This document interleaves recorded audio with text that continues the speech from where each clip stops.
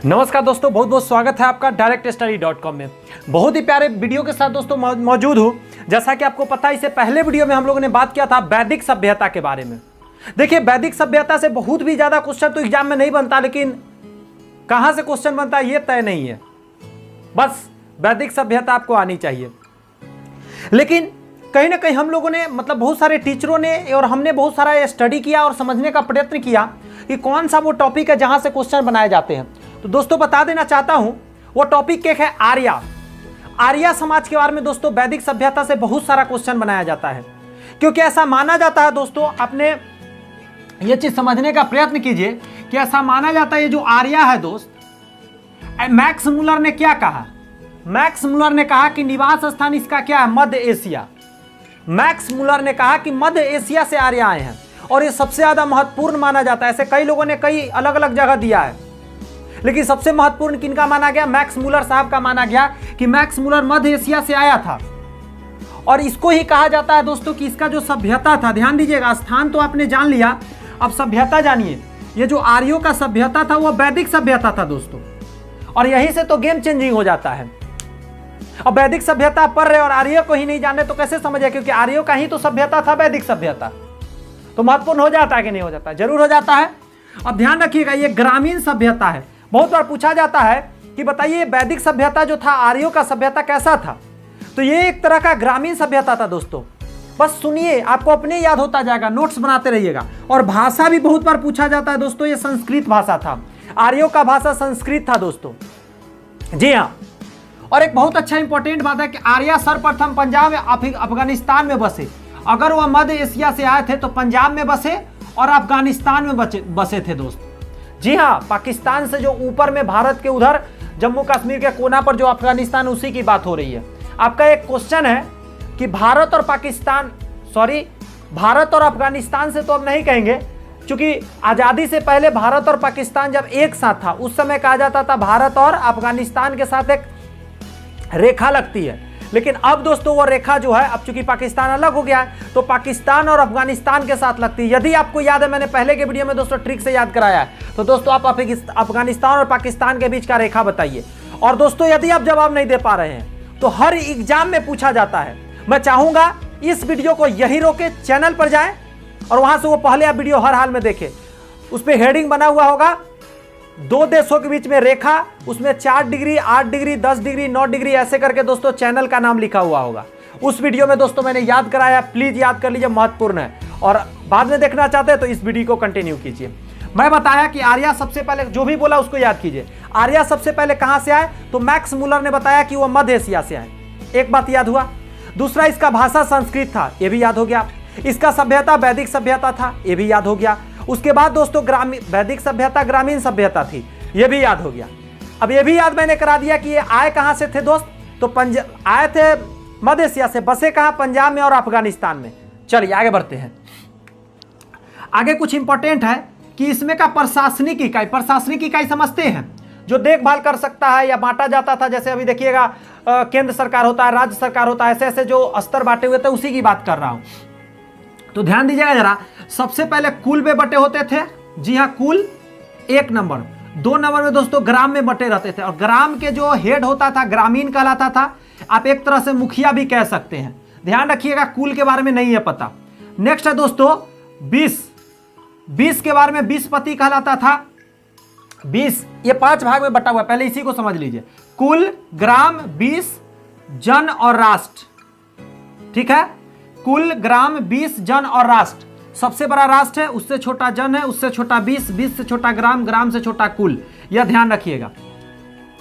कुल वाला नहीं पता, ग्राम के हेड को ग्रामीण कहा जाता है, तो ध्यान रखना है आपको। और 20 के 20 पति कहलाता था, जन का राजन कहलाता था।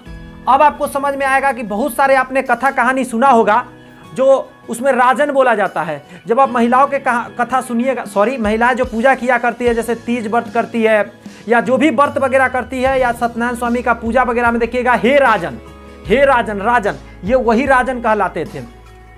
आगे आइए, राष्ट्र का बात करें दोस्तों, ये तो 5 भाग है, याद रखें। कुल क्या क्या था? कुल, ग्राम, 20, और उसके बाद है जन एवं राष्ट्र। कुल, ग्राम, 20, जन एवं राष्ट्र।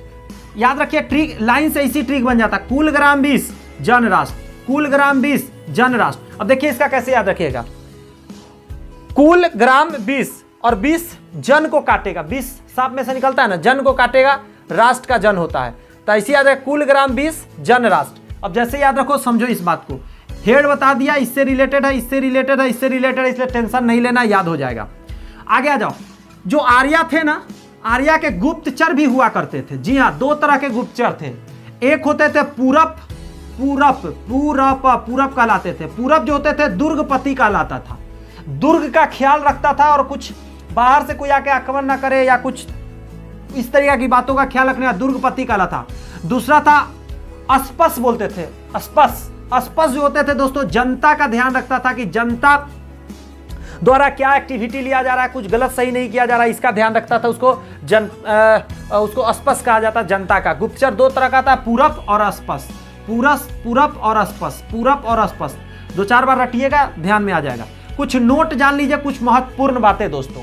कहता है एक बाजपति होता था। कौन होता था पता है? ये बाजपति वो गोचर होता था, गोचर। बाजपति को गोचर कहा जाता था, गोचर। भूमि का अधिकारी होता था। ये गोचर कौन होता था? बाजपति जो तो होता था, उसी को गोचर कहा जाता था, बाजपति को गोचर कहा जाता था। तो भूमि के अधिकारी, भूमि मतलब जमीन का जो मालिक होता था, हेड होता था, अधिकारी होता था, उसी को गोचर कहा जाता था। अच्छा, एक और बात बताइए जरा, उग्र जो होता था वो किसको कहा जाता था? अपराधी को पकड़ने वाला को, सॉरी अपराधी, हाँ सही बात है, अपराधी को पकड़ने वाला को उग्र कहलाता था। अपराधी समझ रहे हैं, जो गलत काम कर रहा है, दोषपूर्ण व्यक्ति है, उग्र कहलाता था। कौन? जो अपराधी को पकड़ता था, गलत काम करने वाले को पकड़ने वाले को उग्र कहा जाता था। मुझे लगता है याद हो गया। युद्ध को दोस्तों क्या कहा जाता था पता है? उस समय जो युद्ध होता था उसको कहा जाता था गविष्टि। क्या कहा जाता था? गविष्टि, जो गायों से बना हुआ है, इसका मतलब है गायों की खोज। क्या है?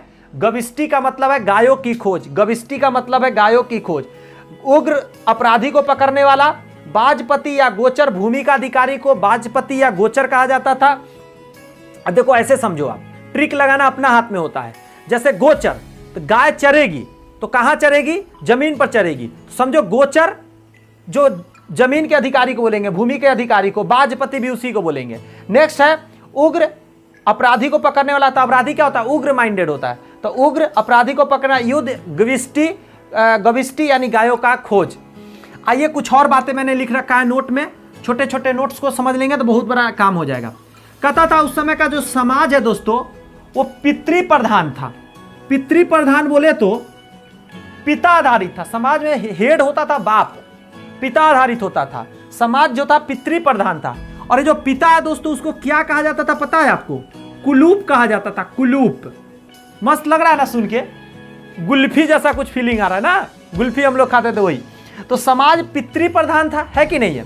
और पिता कुलूप था। पिता क्या था?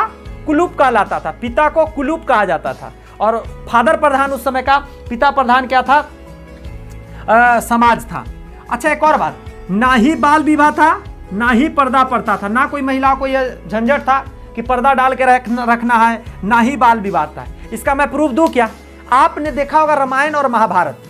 महाभारत की बात नहीं करता, रामायण जब भी आप देखे होंगे वो सब वैदिक सभ्यता की ही बात है। आप गौर करेंगे उसमें जितनी भी ऋषि होती थी, महिलाएं होती थी, वो सारे क्या करती थी? दुपट्टा कंधा पर से लाकर ऐसे बांधी हुई रहती थी पेट पे, और जलावन लाने जाया करती थी, या काम करती थी, या पानी लाने जाया करती थी, और बहुत ही ज़्यादा उसका शरीर ढका हुआ नहीं रहा करता था। ये गौर कीजिएगा आप। तो बाल विवाह भी नहीं था, पर्दा प्रथा भी नहीं था, याद रखिएगा। एक और मस्त बातें हैं कि जो विधवा हो जाती थी, जिसका पति मर जाता तो अपने देवर से शादी कर सकती थी। वही मैंने लिखा है, देवर संग शादी हो सकता था। स्त्रियों को ना एक मस्त बात था उस समय कि शिक्षा ग्रहण करने का अधिकार था। मतलब वो शिक्षा चाहे तो ग्रहण कर सकती थी। नीचे नहीं दिख रहा है, मैं थोड़ा सा इसको स्क्रॉल डाउन कर दूं, दिखा देता हूं ऐसे हल्का सा करके। यहाँ क्या लिख रखा हूं? शिक्षा ग्रहण कर सकती थी। कोई बड़ी बात नहीं है, आसानी से आपको पता चल रहा है। मैं बोल भी रहा हूं कि महिला शिक्षा ले सकती थी। अब गौर से सुनिए मेरी बात।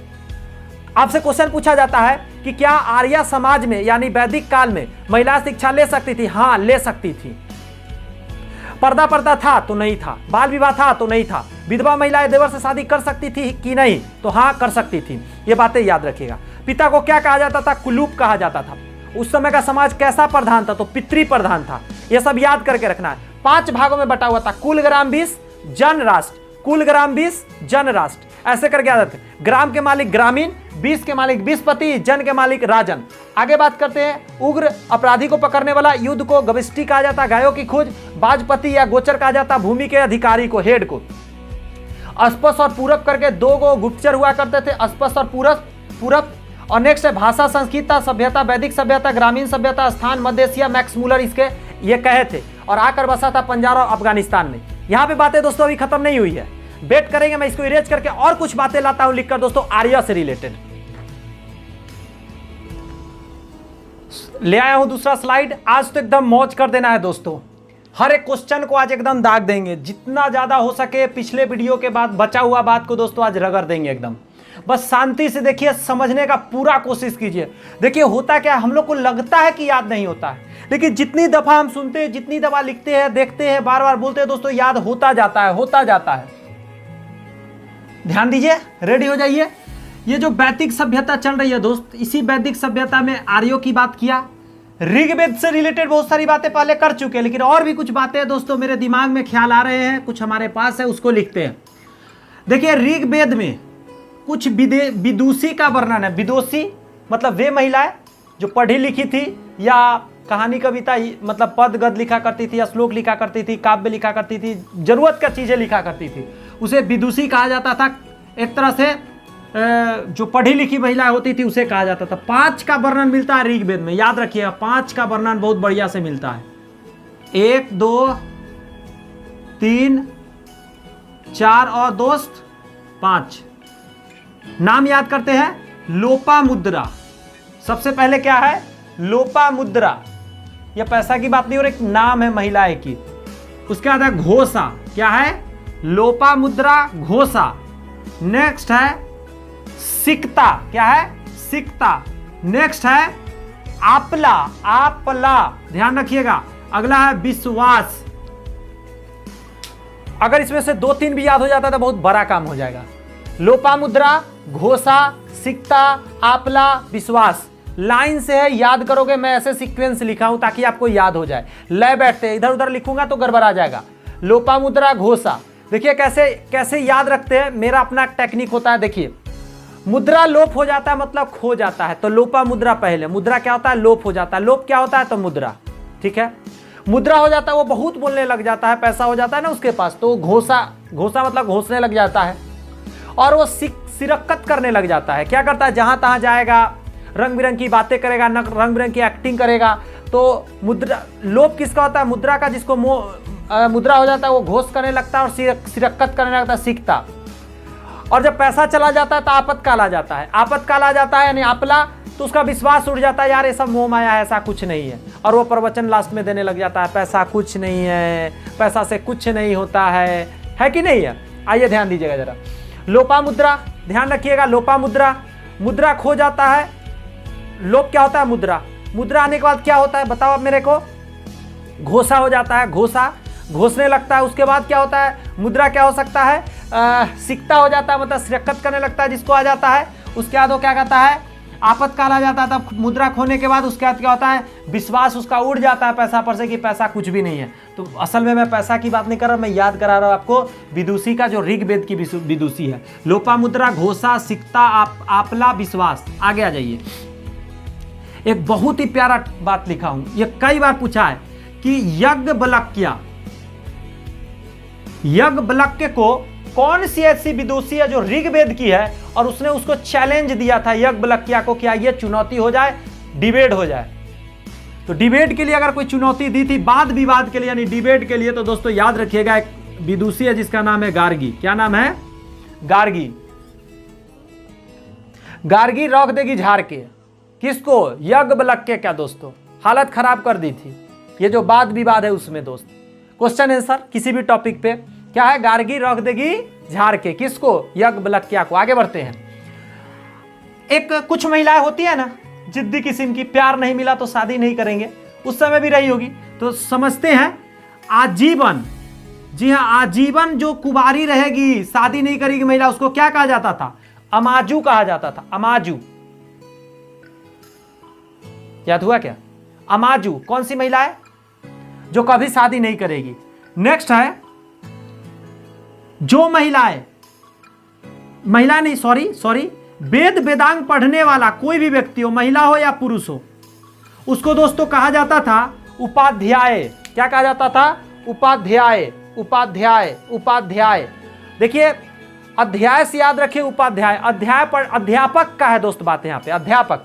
वेद वेदांग पढ़ाने वाला, पढ़ने वाला नहीं, पढ़ाने वाला, देखिएगा पढ़ाने वाला, जो बच्चों को पढ़ाता था या किसी को पढ़ाता था वेद वेदांग, पैसा के लिए, जीवन यापन चलाने के लिए, उस अध्यापक को अध्याय कहा जाता था। क्या कहा जाता? सॉरी, उपाध्याय कहा जाता, अध्यापक को उपाध्याय कहा जाता था, याद करिए। नेक्स्ट है, वो लोग पीता क्या था जानते हैं? तो एक तरह से पेड़ से निकलने वाला सोमरस है। सोमरस वही है दोस्तों जिसको हम लोग आज के डेट में तारी बोलते हैं। खजूर से निकलता है, नारियल के पेड़ से निकलता है, तार के पेड़ से निकलता है, और क्या बोला, छुहारा के पेड़ से निकलता है। बहुत सारे पेड़ से दोस्तों रस निकलते हैं, जिसको पीता है इंसान, वो सारा सोमरस है। ठीक है, उसको नीरा, तारी, नशीला पदार्थ हो जाता है, ध्यान रखिएगा, थोड़ा पुराना होने पर, ताजा ज़्यादा दिक्कत नहीं होता है। देखिए 3 तरह का वस्त्र यूज हुआ करता था 3 ऋग्वेद में। पहला है वास, ठीक है, उसके बाद है अधिवास, उसके बाद है उसनिस। वास एकदम सिंपल, उससे हार्ड कपड़ा, अधिवास और उसनिस गर्मी देने वाला कपड़ा। नेक्स्ट है दोस्तों जो अंदर कपड़ा पहना जाता था ना, जो अंदर, उसको कहा जाता था नीबी। क्या कहा जाता था? नीबी। जो अंदर जैसे बनियान हो गया या नीचे अंडरगारमेंट्स जो भी होते हैं उसको नीबी उस समय कहा जाता था, याद रखना है, नीबी। मनोरंजन का क्या साधन था? तो आप हंसेंगे सुन के, एक तो संगीत था, तो आप कहेंगे हाँ सर हो सकता है। रथ दौड़ाया जाता था, ये भी बढ़िया है। लेकिन ये क्या है, कृषि को भी मनोरंजन का साधन बनाया हुआ था दोस्तों। मतलब कृषि करके मनोरंजन किया जाता था, यानी कि कृषि कार्य में लग के या कृषि से रिलेटेड कुछ कार्य करके दोस्तों मनोरंजन हुआ करता था। वहीं पे गाना बजाना शुरू है, वहीं पे मस्ती में लोग झूम रहे हैं। आज भी किसान लोग देखिएगा खेत में काम करता है, सच में दोस्त मैंने देखा है, बहुत ही हंसते खेलते दोस्तों गाना गाते हुए, मतलब क्या बोलते हैं, लोकगीत गाते रहते हैं, लोरी वगैरह जैसा कुछ गाते रहते हैं, और बहुत मौज होकर दोस्तों काम करते हैं। उनको लगता ही नहीं कि काम कर रहे हैं एकदम, चूंकि देखिए लंबा समय दिन भर काम करना है और खुश नहीं रहेंगे तो मजा नहीं आएगा, मतलब मजा आ जाएगा उनको देखकर दोस्तों, आपका भी दिल करेगा कृषि करने का। आइए और भी कुछ बातें जानते हैं, मस्त मस्त दोस्तों आज बातें लेकर आए हूं, एकदम दिल और आत्मा सब दोस्तों आज खुश कर दूंगा। ध्यान दीजिए, देवता जो थे अग्नि देवता थे दोस्तों, उस समय देवता भी थे, अग्नि देवता को माना जाता था। अग्नि देवता को माना जाता था मनुष्य एवं देवता के बीच के मतलब जोड़ने वाला कड़ी। भगवान से देवता को मनुष्य से जोड़ने वाला अग्नि देवता को माना था। ये अग्नि देवता आग को कहा जा रहा है दोस्तों, ध्यान रखिएगा। तो आग को पूजा किया जाता था। नेक्स्ट है, सबसे पवित्र नदी सरस्वती को माना गया। ये जो सरस्वती नदी है दोस्तों, इसको सबसे ज्यादा ऋग्वेद में पवित्र माना गया है। गंगा नदी का 1 बार चर्चा किया गया है ऋग्वेद में, 3 बार दोस्तों यमुना नदी का चर्चा किया गया है, और अनंत बार दोस्तों सिंधु नदी का चर्चा किया गया। गंगा को 1 बार, यमुना को 3 बार, सिंधु नदी को अनंत बार चर्चा किया गया। इतना बात याद हुआ कि नहीं, जल्दी बताइए। गंगा को 1 बार, यमुना को 3 बार, और सिंधु नदी का अनेकों बार चर्चा है, उसका कोई गिनती नहीं है। और एक याद रखें, सरस्वती नदी को सबसे पवित्र माना जाता था ऋग्वेद में, और ऋग्वेद में अग्नि देवता को, आग को माना जाता था मनुष्य और ईश्वर के बीच के कनेक्टर माना जाता था। वैसे किस देवता का किससे कनेक्शन है, इसके जस्ट बाद अभी ला रहा हूं, और उसको ट्रिक से भी याद कराऊंगा, जस्ट इसको रिलेट करूंगा, उसके बाद लाऊंगा। पहले इसमें बचा हुआ है उसको देखो। व्यवसाय क्या होता था ऋग्वेद में? व्यवसाय का वर्णन है, जैसा कि कृषि को देखा मनोरंजन का साधन था, तो कृषि जो है व्यवसाय भी था दोस्तों, ताकि पैसा कमाया जा सके। और पशुपालन था, ठीक है, पशुपालन मांस के लिए, अंडा के लिए, दूध के लिए होता था। उसके बाद है कृषि होता था, आगे आइए। और पशुपालन दोस्तों सामान ढोने के लिए भी होता था, सुरक्षा के लिए भी होता था, ध्यान रखिएगा, कई प्रकार का होता था जी। नेक्स्ट है दोस्तों मस्त बात एक ठो, ये हम लोग केमिस्ट्री में पढ़े थे, आज यहाँ भी पढ़ने को मिल रहा है, ध्यान रखिएगा। मुझे याद आया तो मैंने इसको अच्छा से नोट डाउन किया हुआ यहाँ पे एकदम बढ़िया से। क्या कि महर्षि कनाद मुनि को परमाणुवाद का सिद्धांत कहा जाता है। परमाणुवाद का परमाणु सबसे पहले किसने बताया था? महर्षि कनाद ने बताया था, केमिस्ट्री में हम लोगों ने क्लास 10th में पढ़ा है। नेक्स्ट है ये गाय का बहुत ज्यादा, देखिए वेदों में ना जितने भी पुराने चीज में गाय का महत्व दिया गया है, क्योंकि जब माँ, देखिए एक मनुष्य जब जिंदा रहता है ना, जब माँ अगर दूध नहीं बच्चों को पिला पाती है, तो गाय ही वो चीज है जो दोस्तों दूध पिलाकर जिंदा रखती है। ऐसा नहीं है आप सोचेंगे कि भैंसी का जो है उसका वैल्यू नहीं दिया गया है। बहुत लोग कहते हैं, मैंने वीडियो में सुना है, जो बहुत सारे लोग कहते हैं कि आप गाय को माँ मानते हैं, भैंसी को क्यों नहीं मानते हैं। तो आप एक बात बताओ, समझने की कॉमन सेंस वाली बात है। जो हिंदू धर्म मानता है, गौर कीजिएगा, जो हिंदू धर्म मानता है उसने, उसका जो हेड है, जो मेन है, भगवान है, देवता है, वो खुद उसमें बताया गया है पुराने ग्रंथ वगैरह में दोस्तों की जो गाय है उसका बहुत बड़ा महत्व है। क्योंकि कभी ना कभी हम मनुष्य को, चाहे वो हिंदू हो, मुस्लिम हो, सिख हो, ईसाई हो, किसी भी धर्म से दोस्तों उसकी माँ नहीं है तो याद रखिए गाय का दूध पिलाया जाता है। और सबसे ज़्यादा पहले गाय ही वैल्यूएबल था, सबसे पहले गाय ही रहा करता था लोगों के पास, इसीलिए उसका वैल्यू है। क्या ऊँट के बारे में चर्चा नहीं है? आप राजस्थान के कई ऐसे पुराने चीज़ों को दोस्तों पढ़ के देख लेंगे, वहाँ पे बताया गया है, पूजा के सेंस में बताया गया कि गाय, ऊँट का दूध बहुत महत्वपूर्ण है। जी मैंने पढ़ा है, मैंने किताब पढ़ा था, राजस्थान हमारा अपना, एक पतला सा स्टेशन पर दोस्तों मुझे किताब मिला था। इतना बढ़िया बात राजस्थान के बारे में दोस्तों बताया गया था, उसमें पुरानी बातें उसमें बताया गया था। तो बस इतना ही कहूंगा, इसको समझना है कि ऐसा नहीं है कि कहीं भी कहा गया है कि आप गाय को वैल्यू दे, गाय हमारी माता है। बहुत हिंदू बोलता है, बहुत लोगों को जलन होता, लगता है यार क्या बोलता है गाय को माता। अरे यार सोचने की बात है, जो जिस धर्म को मानता है उस धर्म में जो बातें लिखा गया है, जिसका वैल्यू दिया गया है, उसको थोड़ा आज भी लोग लेकर चल रहा है। सोचने की बात है, नॉर्मल सी बातें है कि नहीं है, तो इसको समझना है। हर लोग इस चीज को मानता है। अच्छा एक बात बताइए, आपने देखा होगा जो सिख समुदाय के लोग होते हैं वो एक किरपान लेकर चलते हैं, यानी एक चक्कू यहां रख के चलते हैं, तो इसका मतलब उसको गुंडा समझ लिया जाए कि वो लोग सारे गुंडा होते हैं। अरे ये तो बेवकूफ़ी की बातें हो गई यार। उसके धर्म में ऐसा माना गया है, वो किरपान लेकर चलते हैं, पगड़ी लगाते हैं, तो उसको बेवकूफ़ कहा जाए कि पगड़ी लगा कर रखता है। मुस्लिम वो दाढ़ी बना कर रखता है। वैसे मैं मुस्लिम नहीं हूं, फिर भी देखिए मेरे पास भी दाढ़ी है, तो मुझे कह दो कि मैं हिंदू हूं ही नहीं, मैं मुस्लिम हूं। और जो मुस्लिम है वो दाढ़ी नहीं रख रखा है, तो उसको कह दो कि उसको केस डाल दिया जाए। ये बेवकूफ़ी वाली बातें हैं दोस्तों, ऐसा बात पे ध्यान ना दिया जाए। बस इतना ही कहूंगा, सब अपने जगह पर बढ़िया है, जिसको जो अच्छा लगता है मानने दीजिए, कोई किसी को डिस्टर्ब ना कीजिए, तब मजा है दोस्तों, तब थोड़ा एकता बना रहेगा। जैसे ही आप किसी में उंगली करने जाते हैं थोड़ा सा प्रॉब्लम हो जाता है। आइए यहाँ बात करते हैं, देखिए ना जरा, मैं खुद बता रहा हूँ आज की बातें है क्या, ये आर्यों के समय की दोस्तों बात कर रहा हूँ। वहां पे क्या लिखा हुआ है देखिए, गाय को अधिन्याय बोला गया है। अधिन्याय का मतलब जिसको मारा नहीं जा सकता। देखिए न मारने योग्य जानवर कहा गया है, देवता के श्रेणी में रखा गया इसका। क्यों? क्योंकि लोगों का जान बचाता था। यही नहीं है दोस्तों, भेड़ का भी वैल्यू है। जी भेड़ का भी बहुत बड़ा वैल्यू है। अब कहेंगे इसमें लिख क्यों नहीं रखा है, तो भाई साहब यहाँ हम लोग को उतना डिटेल नहीं पढ़ना है। आप जरा जाके तो देखो, जरा उठा के पुराने समय का ग्रंथ तो देखो यार, पढ़ के तो देखो। एक एक जानवर के बारे में दोस्तों ऐसा लिखा हुआ कि आप दंग रह जाएंगे। दोस्तों मैंने एक कहानी पढ़ा था, उसमें हाथ पर, जी हाँ हाथ पर दोस्तों, पानी में नहाने गए थे एक पंडित जी, और उसमें ना एक बिच्छी मर रही थी, तो उनको देख के रहा नहीं गया, तो उन्होंने हाथ डाला और बिच्छी डंक मार दिया हाथ पे। फिर से उन्होंने हाथ डाला तो उन्होंने झटका मार दिया, गिर गया हाथ में, फिर भी उठाया। कई बार उठाने के बाद बिच्छी को बाहर रखा था दोस्तों, मरने से बचाया था। सोच कर देखिए ना जरा, सोचने की बात है। जो डंक मार रही है, कस दे रही है, फिर भी उसको बचाया जा रहा है। पढ़ के देखिए, यहाँ पे हम लोग को सिर्फ एजुकेशन लेना रहता है, इसीलिए हम लोग बहुत कम पढ़ पाते हैं। डिटेल पढ़ेंगे दोस्तों, मग्न हो जाएंगे, पढ़ते ही रह जाएंगे दोस्तों।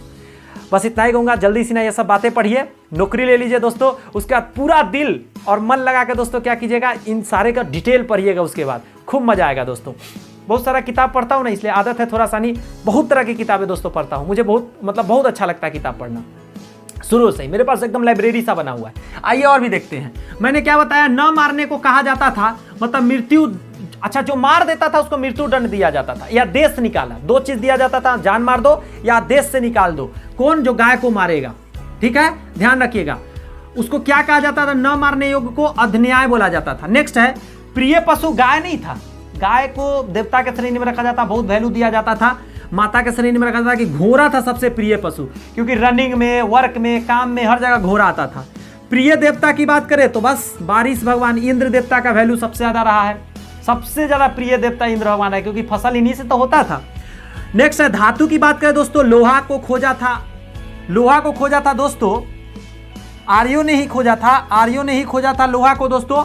श्याम अयस बोला जाता था, इसको ध्यान रखिएगा, श्याम अयस बोला जाता था लोहा को, और लोहित अयस बोला जाता था तांबा को। बहुत भयंकर कंफ्यूजन है, ये दोनों को समझिएगा जरा, बहुत भयंकर कंफ्यूजन है इसमें। देखिए जरा, लोहित अयस बोला जाता था तांबा को, और श्याम अयस बोला जाता था धातु को। अब जैसे ही स्टूडेंट देखेगा लोहित अयस, उसके माइंड में तुरंत लोहा आ जाएगा, पहला ऑप्शन में रहेगा, ठोक देगा बच्चा। यही सब गड़बड़ी को पकड़ना है। क्यों पढ़ रहे हैं इतना डिटेल, ताकि इसको समझने का कोशिश करना है। लोहित अयस्क बोला जाता था दोस्तों तांबा को, और लोहा का दोस्तों श्याम अयस्क बोला जाता था। अच्छा एक बात बताइए, लोहा खोजा गया था 8वीं ईसा पूर्व में, ईसा पूर्व 8वीं ईसा पूर्व में, 8वीं सदी में दोस्तों ईसा पूर्व में खोजा गया था। अच्छा व्यापार के लिए जो दूर दूर तक जाया करता था ना व्यक्ति, उसको बोला जाता था पानी, सॉरी पनी बोला जाता था, पानी नहीं पनी, पनी देखिए बरकीना है। और जो पैसा सूद पर लगा के खाता था ना, सूदखोर को कहा जाता था बेक नोट। क्या कहा जाता था? बेक नोट कहा जाता था। तो यहां पे बहुत सारी बातें हमने देखा, मैं एक बार हर में रिवाइज करा देता हूं, मतलब जल्दी जल्दी में, फिर आगे देखते हैं। देखिए ऋग्वेद में 5 गो विदुषी का वर्णन है, लोपामुद्रा, घोष, सिक्ता, आपला, विश्वास। गार्गी ने यज्ञवल्क्या को वाद विवाद के लिए बताया था। आजीवन कुमारी महिला को अमान कहा जाता था, अमाजू, सॉरी अमान नहीं, अमाजू कहा जाता था। वेद वेदांग पढ़ाने वाले को, अध्यापक को उपाध्याय बोला जाता था। पेय पदार्थ सोमरस था दोस्तों, जो पेड़ पौधा के रस से बनता था। अंदर पहनने वाले कपड़ा को निवी कहा जाता था। 3 तरह के वस्त्र पहना जाता था, वास, अधिवास और उसनिस। मनोरंजन के साथ संगीत था, घुड़दौड़ था और कृषि था। उसके बाद मैंने बताया कि व्यवसाय जो था पशुपालन और कृषि था, जिससे पैसा अर्न किया जाता था। महर्षि कनाद परमाणुवाद के सिद्धांत है। गाय को अध्याय बोला जाता था, न मारने योग्य, जो मारता था उसको मृत्युदंड या देश निकाला दिया जाता था। प्रिय पशु घोड़ा था। प्रिय देवता इंद्र थे। धातु में लोहा को श्याम अयस्क बोला जाता, तांबे को लोहित अयस्क बोला जाता, इसका ध्यान रखना है। 8वीं सदी ईसा पूर्व में लोहा को खोजा गया। व्यापार के लिए दूर तक जाने वाले को पनी बोला जाता था, और जो सूद खाता था उसको बेकनोट बोलते थे। और भी महत्वपूर्ण बात एक दूगो, अग्नि देवता जो थे मनुष्य और देवता के बीच को कनेक्ट करने वाले को माना जाता था। सबसे पवित्र नदी सरस्वती को माना गया है। ऋग्वेद में दोस्तों 1 बार गंगा नदी का चर्चा है, 3 बार दोस्तों अगर देखा जाए यमुना नदी का चर्चा, सिंधु नदी का बहुत ज्यादा बार चर्चा है। आइए नेक्स्ट बातें देखते हैं। आइए दोस्तों लास्ट टॉपिक, दोस्तों जितनी बातें अभी तक मैंने करा चुका, ये दूसरा दोस्तों वीडियो है वैदिक सभ्यता का। दोस्तों विश्वास कीजिए, मुझे नहीं लगता पीसीएस जैसे एग्जाम में भी इसके अलावा क्वेश्चन कहीं से आएंगे दोस्तों। थ्योरेटिकल क्वेश्चन 1-2 को पूछा जा सकता है, लेकिन नॉर्मली जितने क्वेश्चन दोस्तों होते हैं दोस्तों विश्वास कीजिए मैंने कवर करने का कोशिश किया है दोस्तों। कई किताब का सहारा लिया है, लुसेंट उसमें बहुत ही एक महत्वपूर्ण भूमिका निभाई है। साथ में दोस्तों कई मेरे पास और भी किताब थे दोस्तों। MC ग्रो हिल की बुक की बात करें, मैंने यहाँ पे मैंने क्या ही बताऊँ, जैसे कि हमने अरिहंत के बुक का इसमें दोस्तों फिर होने का कोशिश किया, यूनिक के किताब का दोस्तों लेने की बात किया है। जितने किताब दोस्तों मेरे पास अवेलेबल थे उसकी बातें किया। 1-2 दोस्तों मुझे बहुत ही पुराने किताब है दोस्तों, उससे भी दोस्तों बात निकालने का कोशिश किया है, ताकि मैं कुछ बात नया रख सकूँ इस चैप्टर का। चलिए लास्ट टॉपिक है, इसको द एंड करते हैं आज। और महाजनपद को दोस्तों नेक्स्ट वीडियो में हम लोग पढ़ेंगे, महाजनपद को। जी हाँ, महाजनपद का कैसे उदय हुआ, और धीरे धीरे हम लोग और आगे बढ़ते चलेंगे दोस्तों। जो वादा किए हैं भारत आज़ादी के बाद तक, यानी अभी तक की बातें करेंगे दोस्तों। जी हाँ, अभी जो सिचुएशन चल रहा है यहाँ तक दोस्तों लाऊंगा टोटल।